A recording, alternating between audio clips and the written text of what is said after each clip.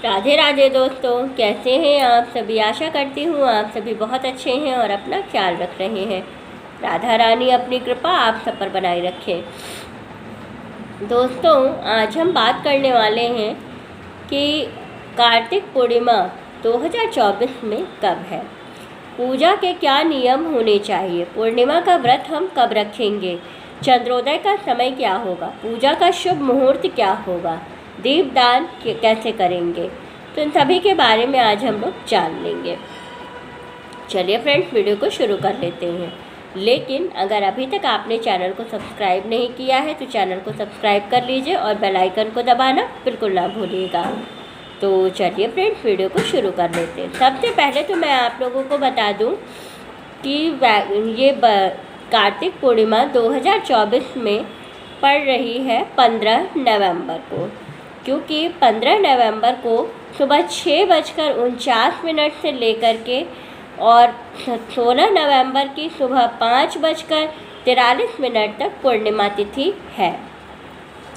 इसलिए पूर्णिमा तिथि जो कार्तिक पूर्णिमा का जो त्यौहार है वो मनाया जाएगा 15 नवंबर को। अब बात कर लेते हैं पूजा के शुभ मुहूर्त की। तो पूजा के शुभ मुहूर्त में ये है कि पूरे दिन का समय जो है वो शुभ है, आप किसी भी टाइम में पूजा कर सकते हैं।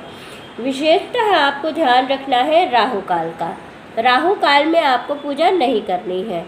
राहु काल कितने बजे से कितने बजे तक है, तो राहु काल का जो समय होगा वो सुबह 10 बजे से लेकर के और 11:43 तक का जो समय है वो राहु काल का समय है।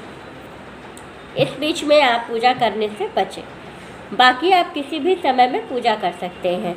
चंद्रोदय का जो समय होगा, पूर्णिमा में चंद्रोदय का जो समय होगा वो होगा आपका शाम को 7:13 पर चंद्रोदय का समय है। अब बात कर लेते हैं पूर्णिमा में पूजा की, कि हमें पूर्णिमा में पूजा कैसे करनी है। तो जो लोग पूर्णिमा का व्रत रखते हैं उन लोगों के लिए ये नियम है कि चंद्रोदय के बाद ही उन्हें पूजा करनी होती है। जब चंद्रोदय हो जाता है तो आप चंद्रमा की विधिवत पूजा कर लीजिएगा। इसके बाद चंद्रमा को अर्घ्य दे लीजिएगा। चंद्रमा को अर्घ्य हमेशा सफ़ेद चीज़ों से दिया जाता है, जैसे कि कच्चे दूध से। कच्चे दूध में जल मिला करके आप चंद्रमा को अर्घ्य दे लीजिएगा। एक दीपक जला लीजिएगा और चंद्रमा की आरती कर लीजिएगा। इस दिन खीर जरूर बनाइएगा और चंद्रमा को भोग भी लगाइएगा। और इसी जो खीर आप बनाएंगे, इसी खीर से आप पारण करिएगा व्रत का। व्रत के पारण का कोई समय निर्धारित नहीं है। आप चंद्रोदय के बाद पूजा करके आप व्रत का पारण कर सकते हैं। पूर्णिमा की पूजा का पारण जब चंद्रोदय हो जाता है उसके बाद ही किया जाता है। अब बात कर लेते हैं दीपदान की। तो जो कार्तिक पूर्णिमा के दिन दीपदान किया जाता है, इसका विशेष फल प्राप्त होता है। इस दिन को देव दिवाली के नाम से भी हम लोग जानते हैं। देव दिवाली इस दिन इसलिए मनाई जाती है क्योंकि इस दिन सभी देवता पृथ्वी पर आते हैं। इस दिन गंगा स्नान या किसी भी पवित्र नदी या तालाब या सरोवर में स्नान का विशेष महत्व होता है। कोशिश करिए कि किसी सरोवर में या तालाब में स्नान करिए। अगर संभव नहीं है तो कोई परेशान होने वाली बात नहीं है।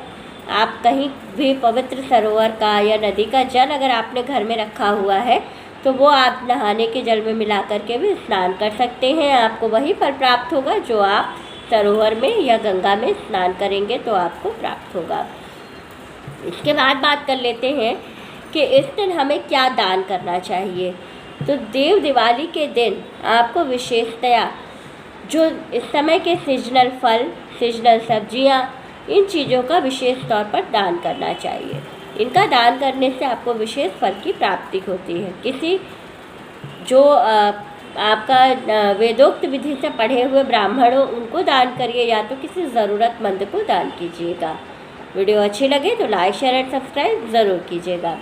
राधे राधे दोस्तों।